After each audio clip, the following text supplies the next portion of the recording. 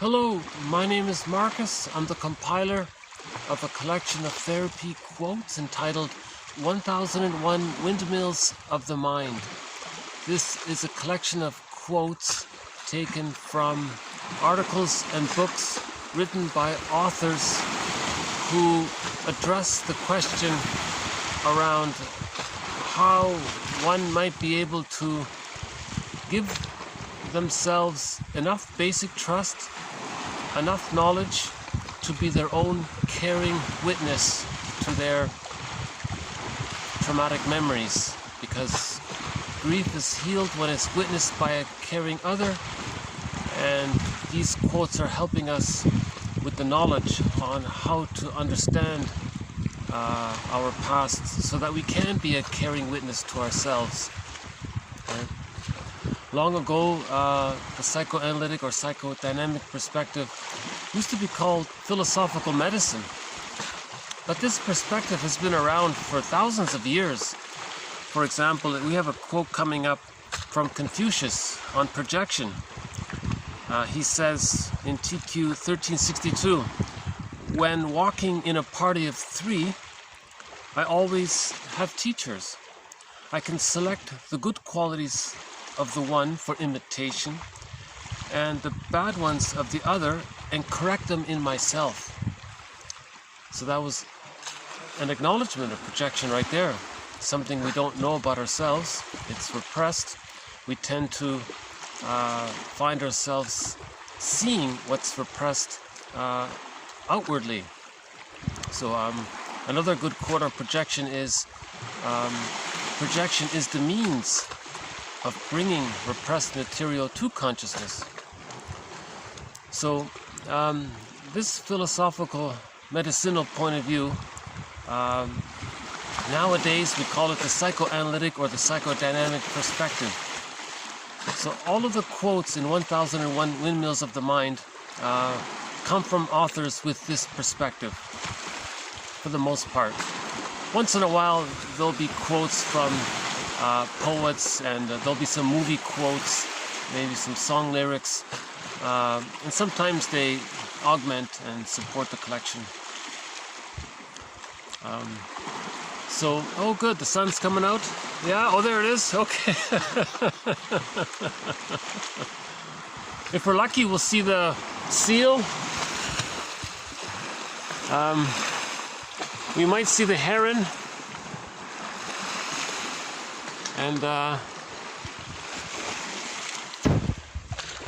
And in the last video we got a glimpse of the Canada geese, which was very nice, a very rare glimpse. And for sure we're going to get some mosquitoes, so they've been a sort of constant companion throughout this series. So another way of putting it is that the general consensus is that we're influenced by our childhood experiences. Now, if we had a happy childhood, that's fine, our memories are peaceful, and we can enjoy the present. But if it's traumatic, a lot of our life force or our vitality is sort of fixated around those memories, and it can lead to emotional fatigue, one of our quotes coming up. So in this batch, we'll be adding a few quotes to some of our various threads. Again, we have around 30 plus threads throughout this series, so we'll add a couple of quotes onto a few of our threads.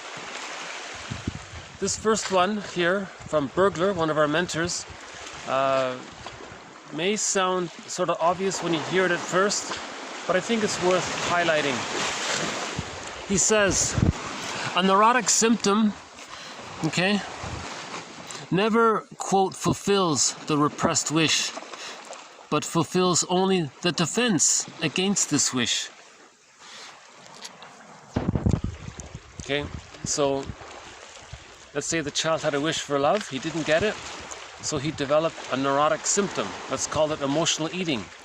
Now, no matter how many times he engages in emotional eating, it will never satiate that original need for love. So emotional eating is a defense, right? So all that defense does, all that activity emotional eating does is preserve the defense. It never satiates the original need underneath the original creation of that defense. It sounds obvious, doesn't it? But I think it's worth highlighting, because maybe unconsciously we think we're going to get mother's love. If we're eating chocolate cookies every day, when will that register into the brain that we've been loved? But all we did was trick the brain with lots of sugar, and when the brain gets lots of sugar, the old part of the brain interprets that as safety, and then it sends the person serotonin. Then the person feels safe, just like the child would have felt safe if they got the natural organic love, but they didn't get it, so they're looking for this synthetic love. Now no matter how many times they eat those cookies, they're only getting that synthetic love, not the original thing, you know. So sometimes we feel anxiety.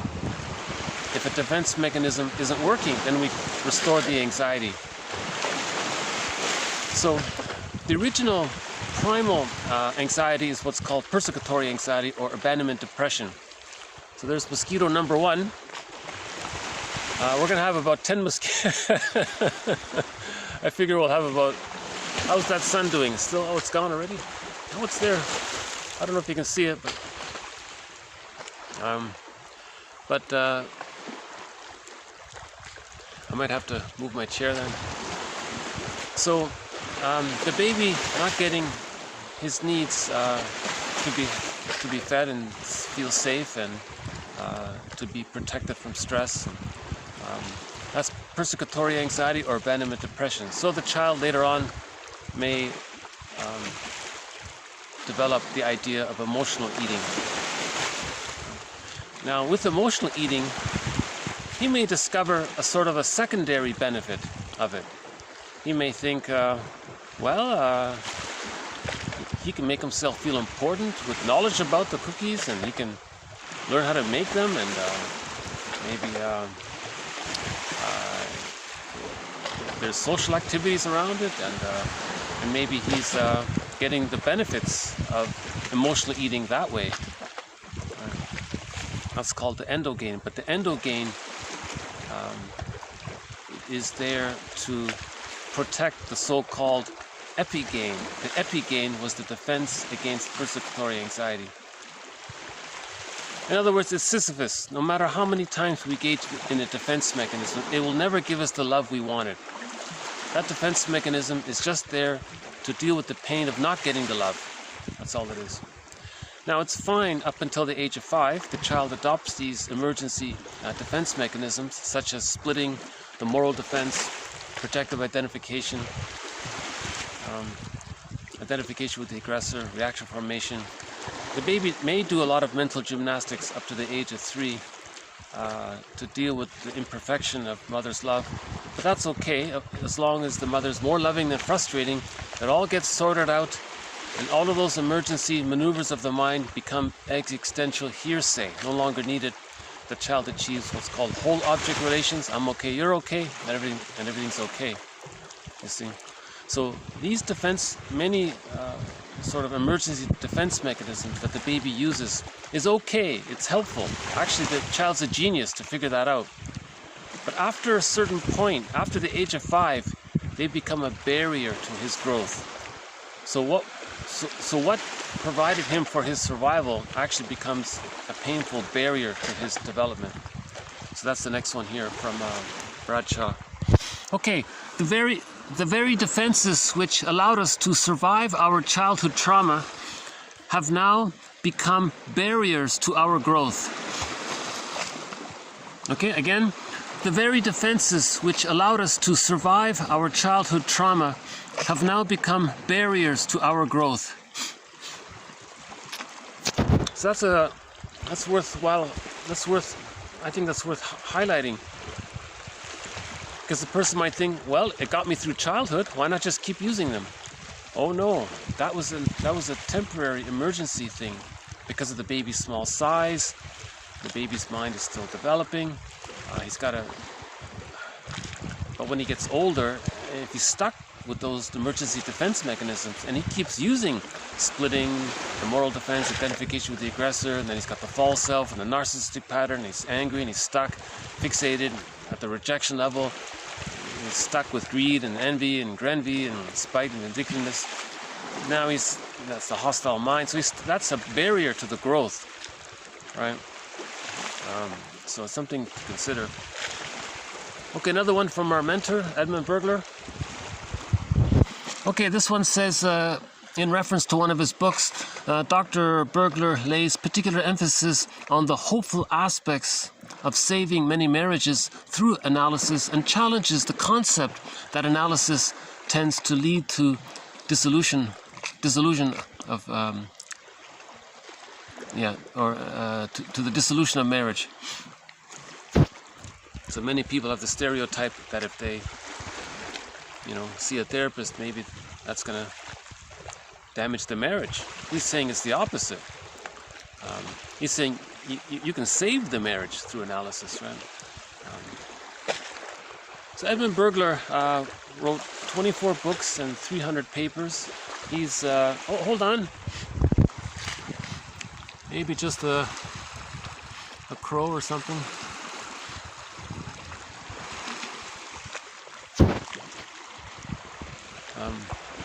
So Edmund Bergler is the #1 most prolific author of psychoanalysis direct into the English language. So #2 overall, but direct into the English language, it's Edmund Bergler. And he wrote about almost every topic you can think of, including marriage, including money, including fashion, including writing, including gambling, including on and on.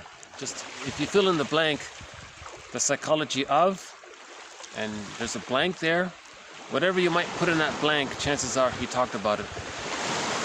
So he wrote 2 books on marriage and divorce. This was his first one, I think, Unhappy Marriage and Divorce, and his sequel was Divorce Won't Help. He emphasizes that divorce won't help because if you think you separate from your partner, you're not separating from your inner conflicts. Bergler says, you may think such a thing, but in fact, your inner conflicts will faithfully follow you into the next marriage. So why not just face your inner conflicts and save your marriage? That's his main point. If you have a problem, run to the nearest therapist, not to the nearest lawyer, he said. And he presents that argument very fairly clearly. And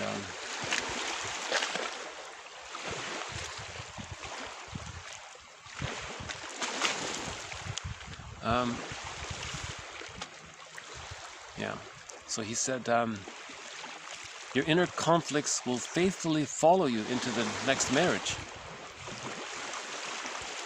So it's the same person, different name, someone said, or same script, different cast, so to speak. Like you're just repeating things. Marriage can become like fine wine, they say, when you heal the inner conflicts. Heal the memories and so on. So we'll follow up on this one in future videos. We have a thread in this series called The Stinger and the Clinger about relationships. How people transfer the painful past into the present to try to get a better result from the past. It can't be done, it's Sisyphus. People are stuck like that. Usually when there's a complication, they say it's meant to be interpreted as a communication around what their childhood was like.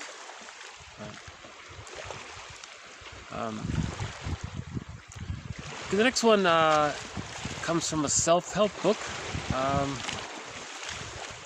So we do have a thread in this series of sort of self-help exercises that I think are psychoanalytically minded. So we'll include one more here. Okay, so in your journal, okay, what does this conflict with my partner or spouse remind me of? So if you're having a conflict with your spouse, you can ask yourself in your journal, this conflict that I'm having with my spouse or a good friend, does it remind me of something? For example, while growing up in my family, was there ever a similar conflict between my parents? Okay, so the conflict you're having with your partner, does it resemble the parents? Does it resemble any kind of conflict that your parents had amongst themselves? The second one here, just in general terms, what might you have decided long ago? What you might have decided long ago was the best way to prevent future hurts. Okay? What you might have decided long ago was the best way to prevent future hurts. What did you think you had to give up in order to protect yourself? What did you believe you had to become? And how have these been affecting your life ever since?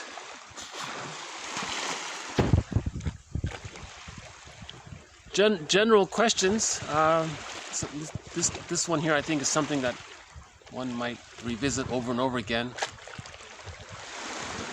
What decision did you make to survive your childhood? What beliefs did you manufacture? Okay, so you protected yourself, great. Maybe you believed you had to be someone or become someone. Now, how have these been affecting your life ever since?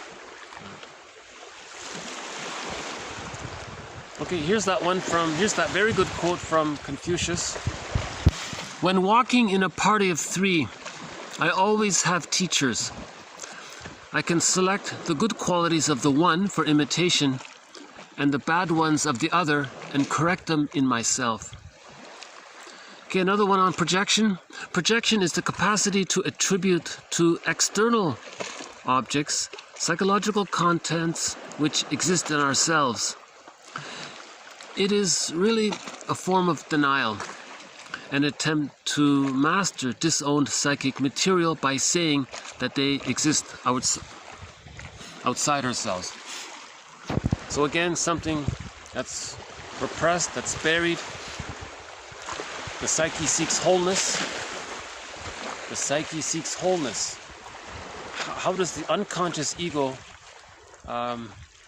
What does the unconscious ego do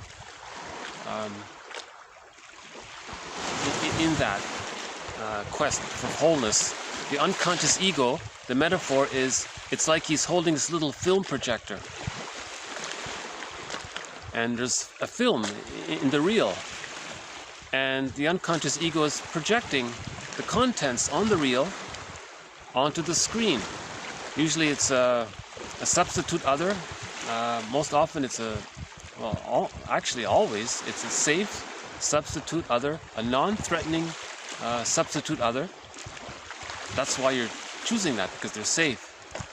Then the person says, then the person has these thoughts about this safe person. The unconscious ego is saying, hey, conscious ego, look at your attitude towards this safe other. I'm trying to show you what you're denying about yourself. So again, projection is the means of bringing repressed material to consciousness. Then we own our projection, then we integrate and we heal that way. So we have, I would say we have almost 100 quotes on projection all in all. If someone were to pluck out all of the quotes on projection and read them at one time, I think in 1 hour you'll really get a good sense of what this projection is all about. Actually, all of the quotes best work when they're read with the other quotes on the same theme. Right. Okay, sort of an extended version of projective identification. An extension of projection is projective identification. So it's one thing to say, oh, you think that person is such and such, or that person thinks such and such, to help you become aware that you have those feelings and thoughts. That's one thing. But let's say it's very repressed and you really don't want to face it, now you may want to coax the other to demonstrate the thing that you're denying in yourself, to preserve the repression. So projection preserves the repression. At the same time, projection is confession, or prejudice is confession, right? It's revealing what you're denying. So it's a confession that way. Right? So we have a thread in this series called projective identification, so we'll add one more to it. Okay, so projective identification, Joyce and Sills discuss the concept as carrying a disowned feeling for the client. Okay? So the metaphor is, let's say the person is unaware of something about themselves. They say the other person has that feeling. So the metaphor is, in your fantasy, they're carrying what you're denying, right? Phillipson says that, quote, the therapist will find herself experiencing emotions which are being suppressed by the client. Okay? Ogden describes the process as, quote, a concept that addresses the way in which feeling states corresponding to the unconscious fantasies of one person, the projector, are engendered in and processed by another person, the recipient. That is, the way in which one person makes use of another person to experience and contain an aspect of himself. So this goes back to the original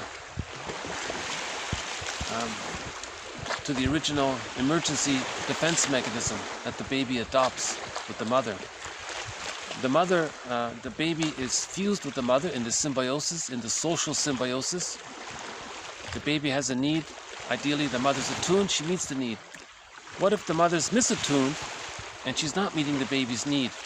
The baby's gonna try to coax his mother to feel what he's feeling because he thinks she's an extension of him.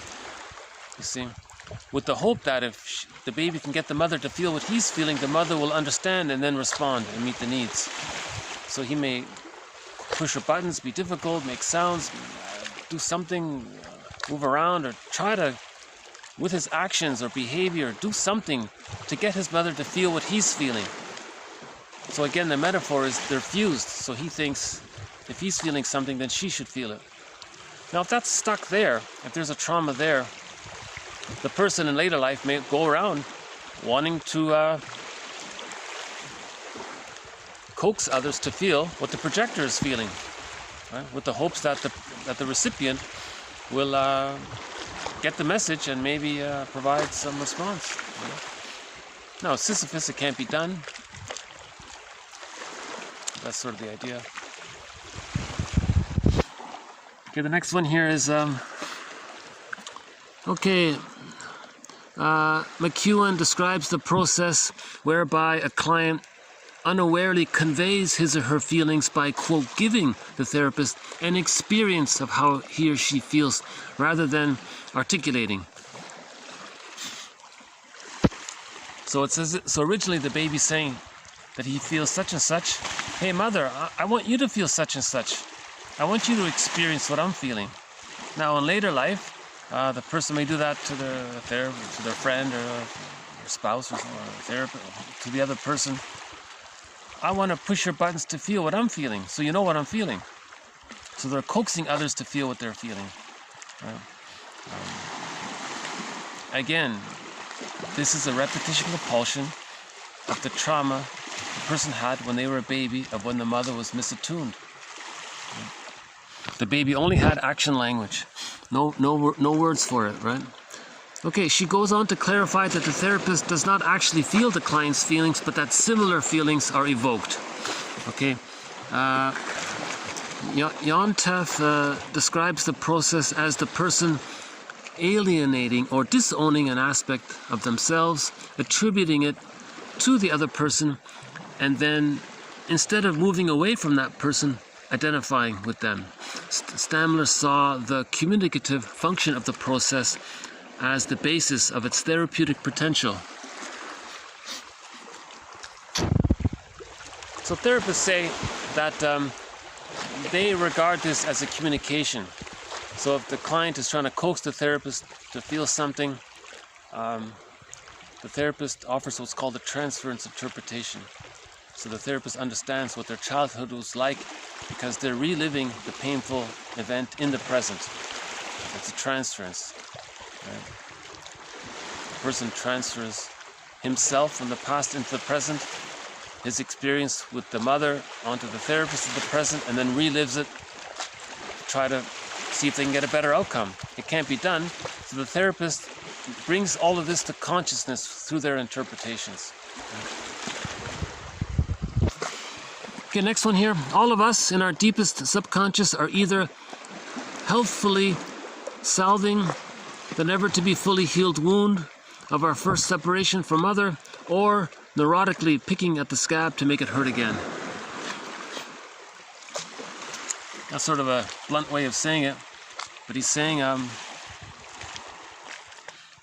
you know, it's painful to be Sisyphus to keep repeating it, you know, or we try to heal it. But no one in the present can meet the needs that the person had as a baby. So that's where we mourn the loss of it, not still try to get it. If we're still trying to get it, that's Sisyphus, it can't be done. And the person can spend their whole lives, if they're looking for mother's love, they can be greedy their whole lives, right?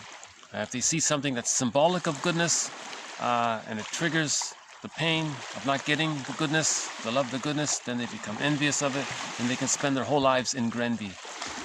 And this is a false operation, so if we question it, they can become angry and spiteful about it, because that's their identity. You know,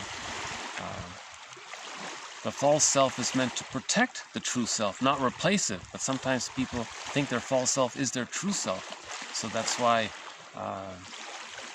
you know, Karen Horney calls it, they have a lot of neurotic pride. Neurotic pride, you know, associated with the false self. Okay, another one from Edmund Bergler, the client's posthumous reproach. I'll show you how I didn't want to be treated. So if mother exploited the child, not consciously, not on purpose, but maybe sometimes the mother used the child to comfort her, the child then felt exploited, used, that person may grow up and then do to others what the mother did to them, to communicate what their mother did to them, to show up the mother.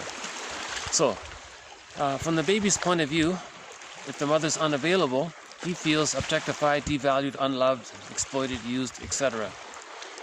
Okay? He grows up, he identifies with the aggressor, because it's too painful to hold on to that, so then he does to others what his mother did to him, to communicate what his mother did to him, to show up the mother. So if somebody's negative and bitter, sardonic humor, black humor, humiliation humor, put down humor, they're trying to say that the mother did those things to him. He's not articulating it, he's doing it through his action language. He's trying to, one author says he's talking to his mother in his mind. He said, when a person's being, if a person is, with the narcissistic pattern, is being devaluing towards others, the person is saying, hey, look, mother in the mind, see how I'm being devaluing towards others? I'm showing you how you were devaluing to me, and I didn't like it. With the fantasy that maybe the mother will change, travel back in a time machine and redo it all, but it can't be done. You see. But if he's aware of it, then he can bring this unconscious activity to consciousness, right? Weariness of the, and this can lead to weariness of the soul, nervous exhaustion, mental fatigue, emotional fatigue, right? Emotional fatigue arises in response to various intrapsychic factors as a symbolic outward expression of certain consciously disowned needs or wishes, as a result of the expenditure and depletion of emotional or psychic energy as a direct consequence of the intrapsychic struggle between unconscious emotional conflicts. So if there's a traumatic script or an insecure attachment style. Child didn't get their symbiotic needs met. He didn't get his needs to be seen and to feel safe and protected and welcomed and accepted, and to be validated for his discoveries. If he didn't get some of those basic needs, those are painful memories. Oh, hold on, we got one seagull here. Okay.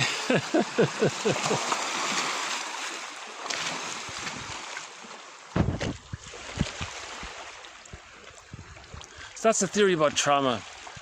The person's going to repeat it, relive it, repeat it, relive it. So all of his energy is reliving that painful past. That can lead to burnout and midlife crisis and so on. Or at the end of life, they have what's called existential anxiety. Late in life, they say, I feel like I missed my life. Where was I? What was I doing with my life? Well, what he was doing was he was distorting the present through his projections. Projections are a falsification of reality. He's distorting the present to sort of fit the childhood script, traumatic script, to see if he can get a better outcome. He's stuck in the past. He never had access to the real self.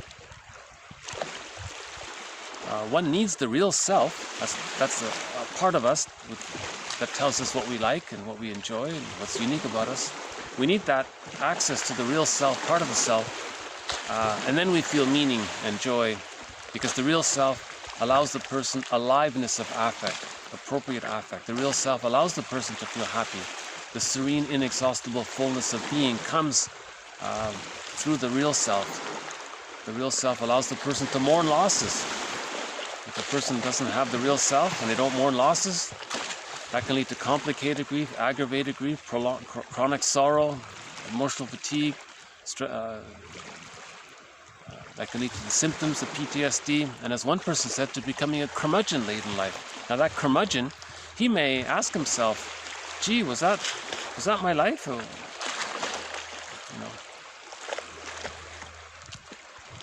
Okay, next one. This next one here is actually quite difficult.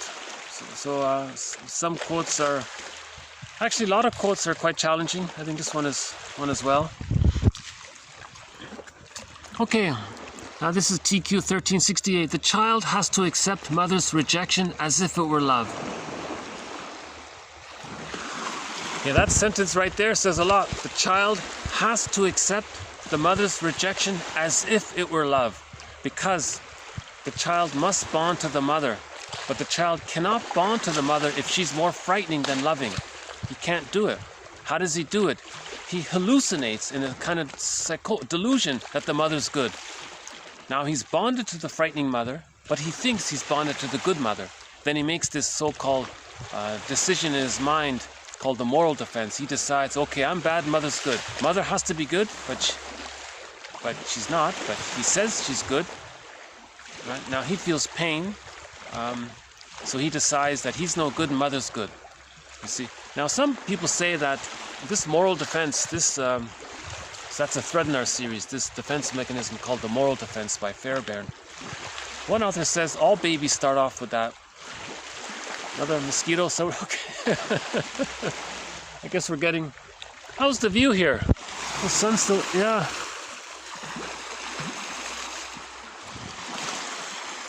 There's that lonely tree. Oh, there's that other lonely tree there. Yeah.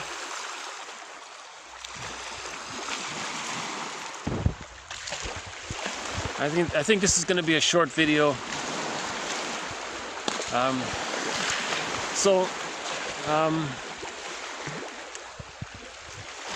He said that all babies begin with that sort of mindset, that he's not okay and mother's okay. Now, mother has to be okay for his attachment needs. He has to bond to the mother.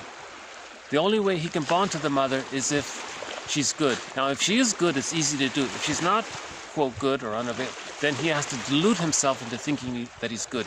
Now, no mother's perfect, so the child's going to feel pain, so he'll make the conclusion that he's not okay and mother's okay. Now, by the age of 3, this gets sorted out, and it ends up with I'm okay, you're okay, with what's called whole object relations, psychological birth, getting the key out from under mother's pillow, and then access to the real self. Right? Now, if that's very painful, and he can't hold on to that, I'm not okay, you're okay. If it's too painful, if that is, by the age of 15 months, if the pain is so severe, up until that point, if that doesn't get resolved by then, he may identify with the aggressor. That's called the narcissistic pattern. So from the child's point of view, mother was okay,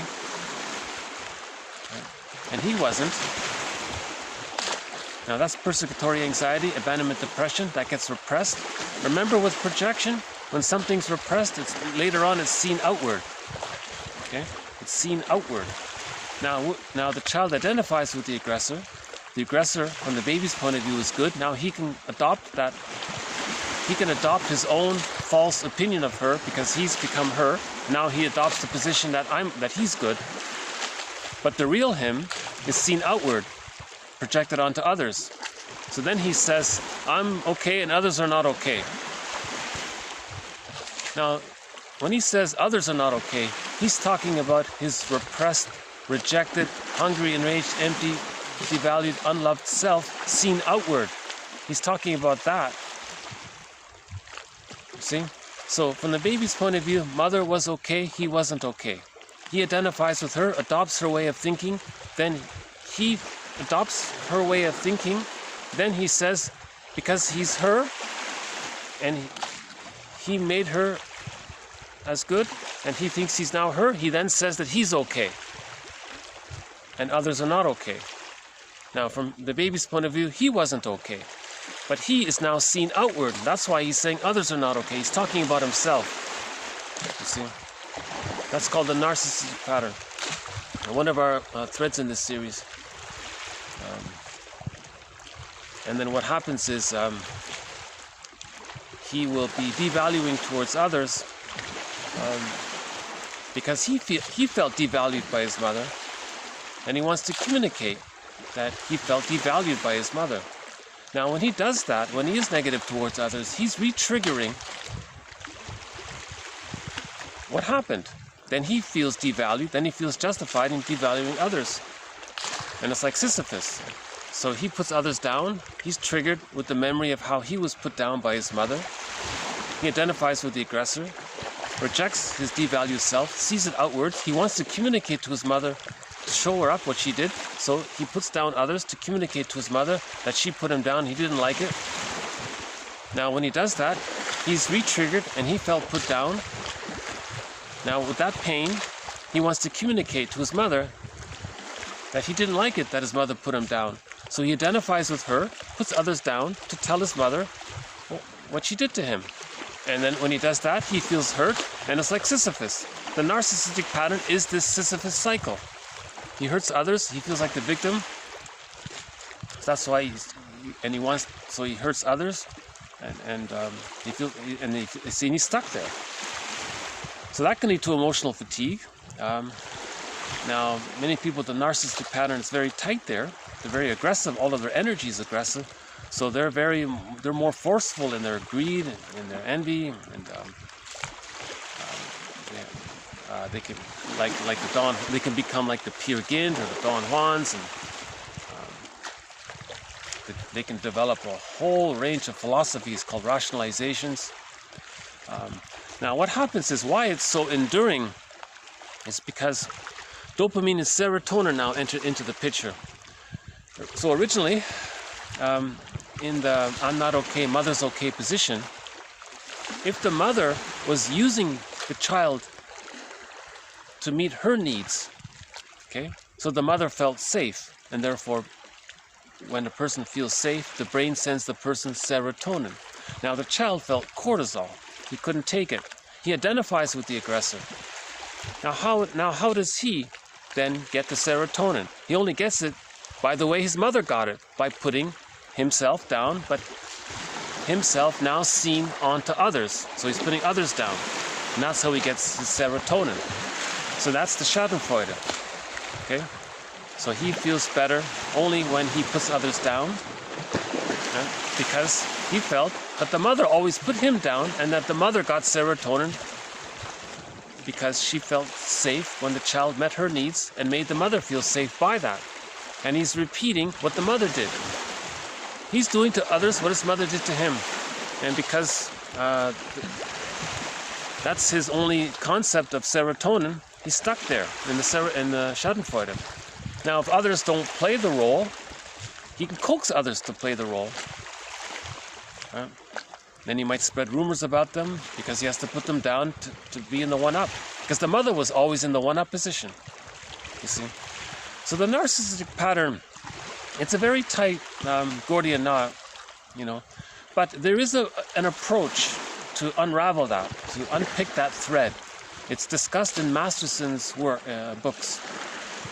His approach is called mirroring interpretation of narcissistic vulnerability. It's discussed in his books.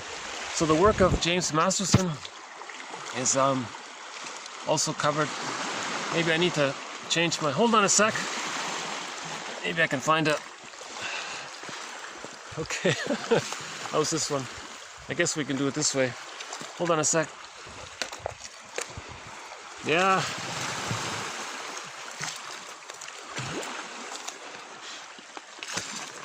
Okay,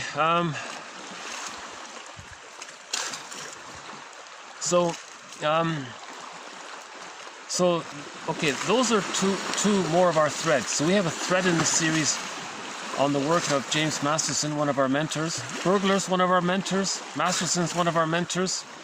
And we have several other mentors as well. And a number of concepts by Masterson. Each of them are threads in themselves.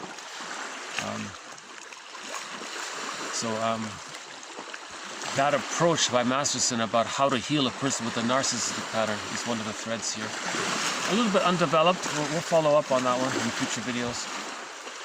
But that narcissistic pattern that I just sort of now try to summarize,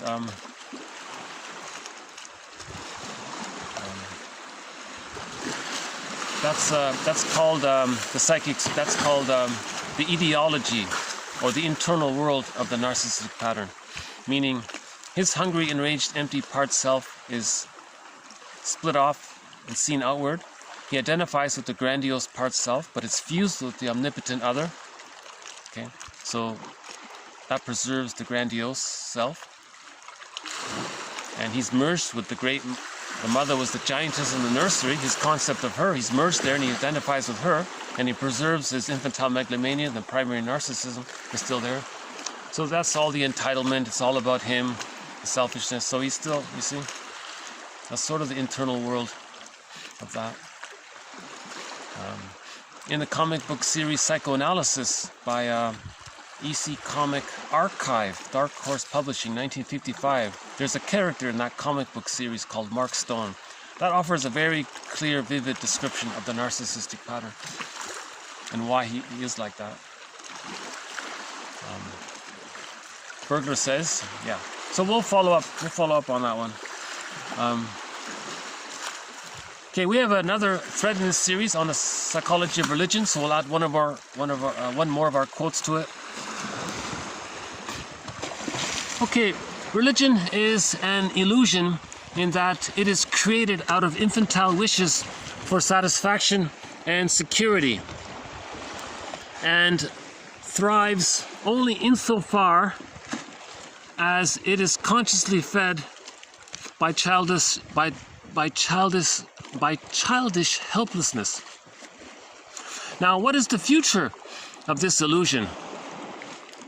Well, for one thing, the voice of the intellect is weak indeed when compared to the strength of wishes rooted in relational, developmental, and situational trauma. Infantile wishes for ideal resolution to psychic pain are projected and read back as a rescue fantasy.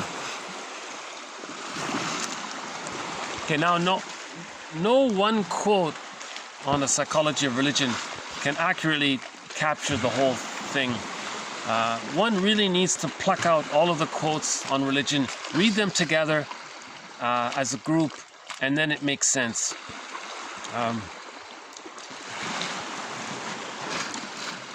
Remember that moral defense? The child said, he's not okay, mother's okay. Well, religion sort of preserves that. Right? If you think about it, religion says you're bad and goddess in the sky is all good. And that kind of, so they're preserving that that repression. Now religion promotes repression. Now the more repression there is, the more projection there is. The more projection there is, the more prejudice there is. So ironically, religion has the unfortunate consequence from a psychological point of view of promoting the prejudiced mindset because it promotes repression. Again, this concept is explained in previous videos. I don't think I can cover it here. I won't cover it here now.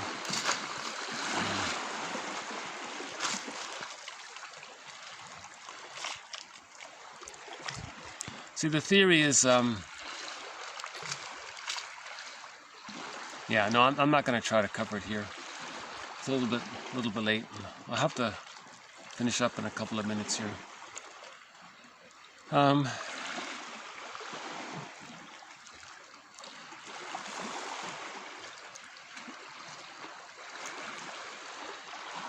Yeah, well, this quote here, 1369, he's saying it sort of reinforces the childish defense mechanisms of the moral defense, right?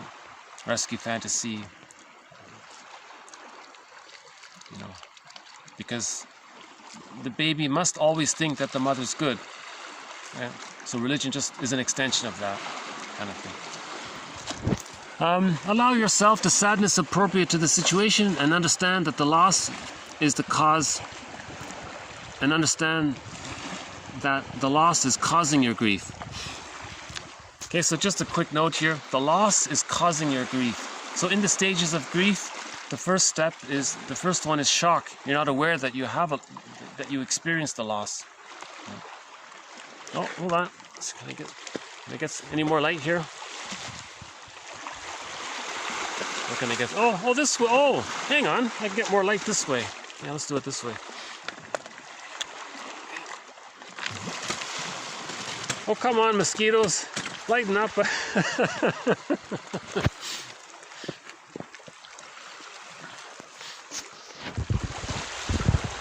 Okay, so we got a little more time here. Okay. So we have a thread in this series called Complicated Grief. And we've been using Rinsley's quote, splitting precludes mourning. Right. Now, the baby temporarily uses what's called the splitting defense mechanism. When the mother is loving, great, that's the good mother. When the mother's frightening, he can't accept that. But he's bonded to the frightening mother, but he can't accept it. So the baby creates concepts of the mother as good mother and bad mother as if they're two different people, and his image of the bad mother, he doesn't think that's his mother, it's someone else. So the baby's concept of good mother, bad mother,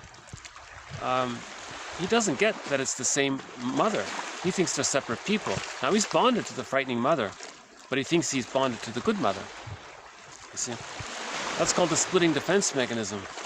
Now, if the mother is more frightening than loving, he continues to use the splitting defense mechanism. And if that doesn't get resolved by the age of 3, he ends up with a prejudiced personality afterwards, unless he corrects it later on. So why does the child still send his vitality, his life force into the frightening image of the mother? Because the more rejecting the mother is, the more the baby needs the mother, the more he clings to her and waits to get her love. And to feel safe, he has to master that pain, so he's stuck there in the tar pit of the negative symbiosis with the mother. Oh, hold on. Well, that's nice. Oh, there we go. We're getting a bit of a reflection of the sunset, right? The sun is west that way. So you're seeing, wait a minute. What's that? Yeah, the sun is setting. Yeah, that's west in front of me. That's so. Okay, that's the reflection of the sunset. Oh, okay. Well, that's nice. Okay. So I'll enjoy that for a couple of minutes. Right. Now, normally, in natural development, when the symbiosis is optimal and the child gets his needs met, the split images come together naturally, and then that's called whole object relations. Mother is seen as a whole person, and he is seen as a whole person. Right? So the love needs to outweigh the pain for the split images to come together. If the pain outweighs the love, the child still uses the splitting defense mechanism. Again, all defense mechanisms are there to deal with pain. The child feels immense pain if the mother's more rejecting than loving.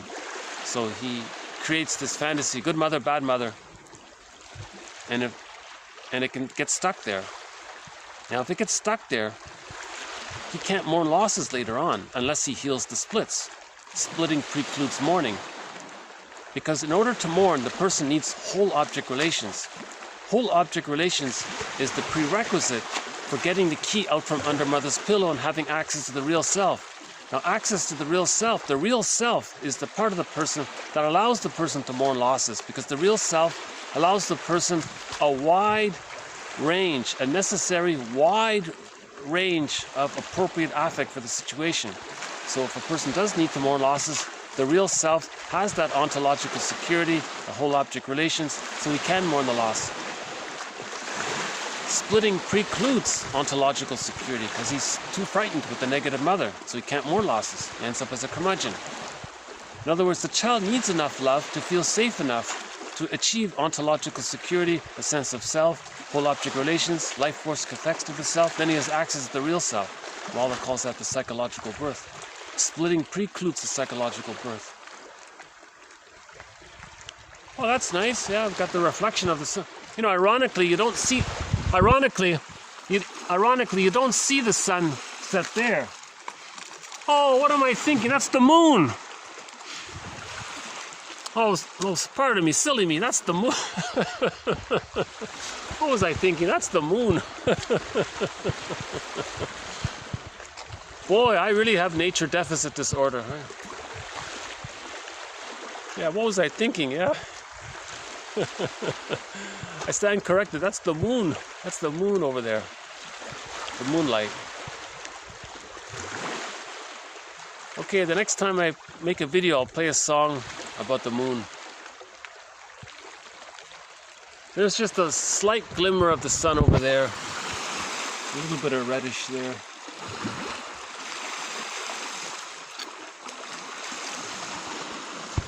I didn't realize the moon was that late. Yeah, it's only 6:30. Huh? Okay. So in relation to grief work, here's a journal exercise. So this is something one can do in their journal. Okay, dear, let's say somebody you love and they're no longer around.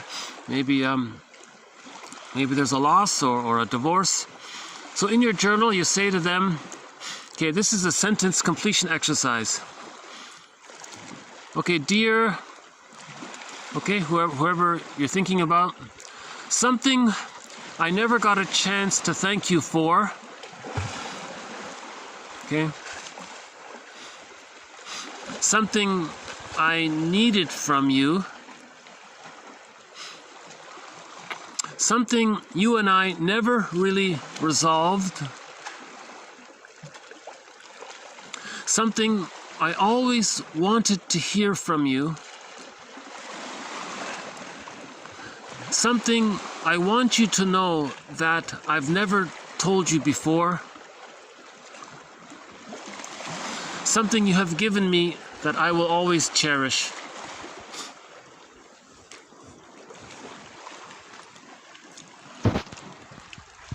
Right? So if there's grief, maybe, and we're stuck, we might have to, you know. Oh, how's the lighting here? Looks like I'm losing the lighting here. Hold on a sec. Okay. Okay, I think I'll have to wind this up then. But, okay, the next one here. Each man has only one genuine vocation, to find a way to himself. Okay, the last one here. Defense mechanisms, a set of mediating processes that buffer perceptions of internal or external threat. So usually we always say a defense mechanism, right? So something is a defense against anxiety. Sometimes he calls it a buffer against anxiety. In the last video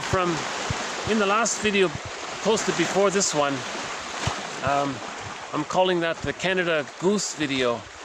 I posted a song, a classic rock song called First Time for Everything.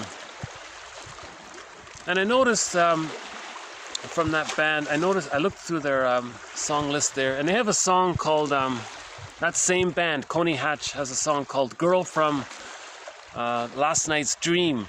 I thought that was an interesting title, so I looked it up. And he says here that he had a dream about a beautiful girl, and then he woke up and he says, "Oh my God, where's this girl? I want to find her." He says here, "Well, I know dreams are what she's made of, but I don't want to say goodbye. This is no ordinary dream girl. She's the one I want." I thought, okay, well, we have a thread on dreams. It's a little undeveloped. So just a quick thought about it. There's what's called condensation. He may take a memory of one girl that he liked. He may take a picture of a girl that he liked from a movie. Maybe he may take a glimpse of a woman from another movie. And in a dream, they could all condense. So now in his dream, he got his ideal woman because he wanted compensation. In dreams, your wish fulfillment, you're trying to restore your feelings. So maybe he needed that compensation. So he got an imagining of a girl that he doesn't recognize. And I think what happens is it's called condensation. He takes glimpses of women that he likes throughout his life, either in real or in fantasy, and it condenses. Again, in the unconscious, there's no time. There's no time, so it can do that. It can take an image from childhood. It can maybe that image is partly that image could partly be himself, because his yardstick for a beautiful girl might be a resemblance of himself. So there could be a little bit, he might see himself a little bit in it as well. So there's a combination of various factors are involved. So I thought we'd end up on that song there.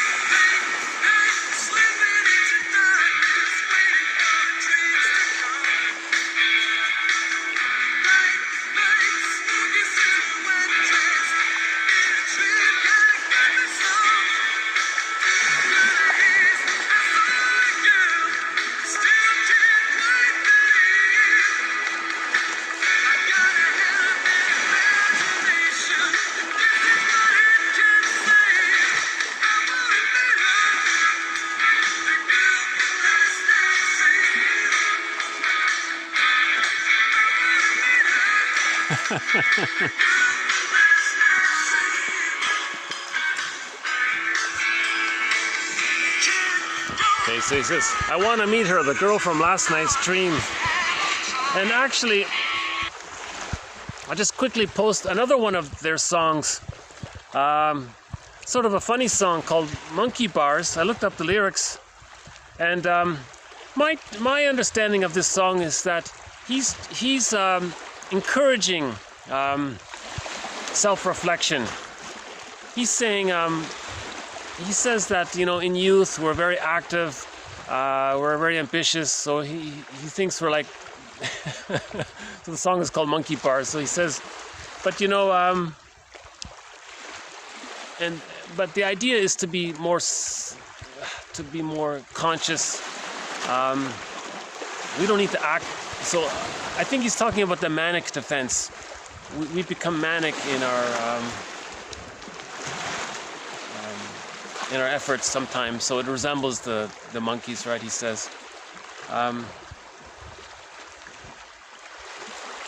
I think so, because I noticed he has a part-time job on the side as a motivational speaker, and he says one line. He has one line. He says emotional upset leads to intellectual impairment, right?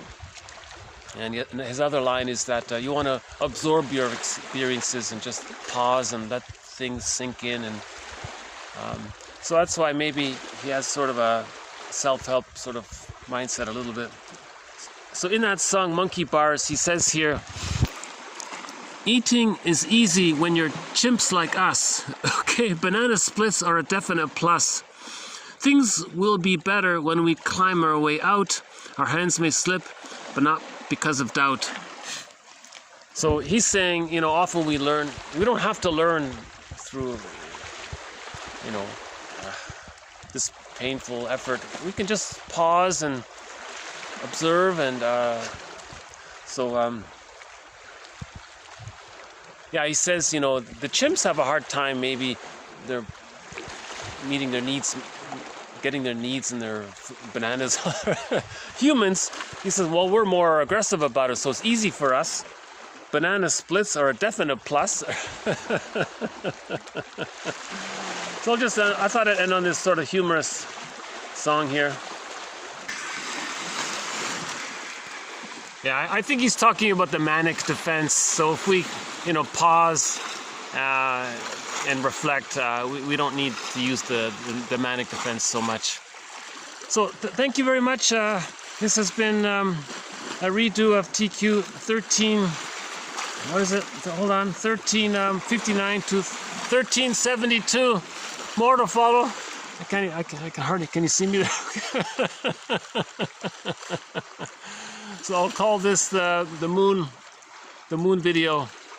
We'll add more quotes and anything else. Yeah. Well.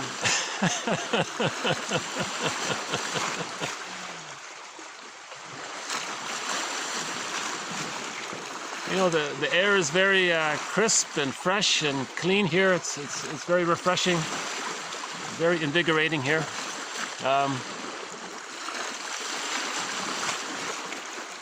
Yeah, nature. Yeah, we have a thread on pet therapy. I think maybe we need to start a thread on nature, how nature is therapeutic. Something about the energy, I'm not sure about it. Yeah, we'll be adding new threads. We have over 30 threads in this series. This is, honestly speaking, I think this is an excellent collection of quotes from the psychoanalytic perspective. So you'll learn about projection, projective identification, the work of Edmund Bergler, the work of Masterson. We have a thread on anxiety. We have the psychology of religion. We have a thread on complicated grief. We have a thread on the body bears the burden. So we've got a lot of solid material here, and we'll be adding more quotes. So okay. Oh, hang on, does that work? So I'll just leave it here. Oh, there we go. No, okay. Yeah, the light's gone, so I'll really have to just leave it here. So thanks again. Bye for now.